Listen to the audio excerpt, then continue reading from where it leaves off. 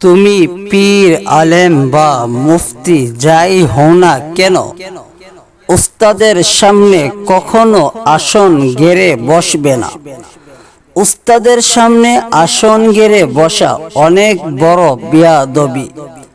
অনেক সময় উস্তাদের সঙ্গে বেয়াদবি করার ফল দুনিয়াতেই পাওয়া যায়, আবার কোনো বেয়াদবির সাজা আখেরাতে পাবে।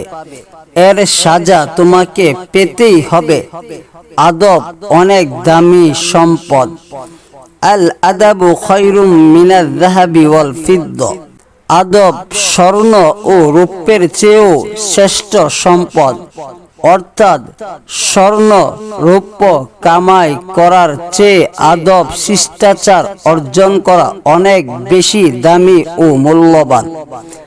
হাদিস শরীফে মদিনার নবী সাল্লাল্লাহু আলাইহি ওয়াসাল্লাম ইরশাদ করেন, আমার প্রতিপালক আমাকে আদব শিষ্টাচার শিক্ষা দিয়েছেন, অতঃপর তিনি উত্তম আদব শিষ্টাচার শিক্ষা দিয়েছেন।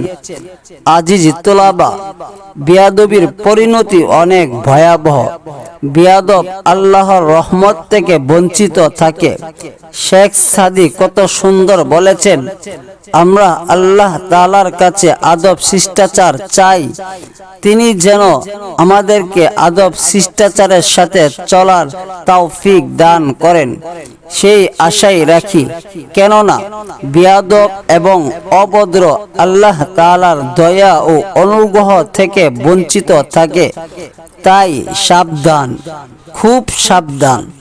উস্তাদের সাথে যেন কখনোই কোনো ধরনের বেয়াদবি এবং অভদ্র আচরণ না হয়ে যায়, এই বিষয়ে খুবই লক্ষ্য রাখতে হবে।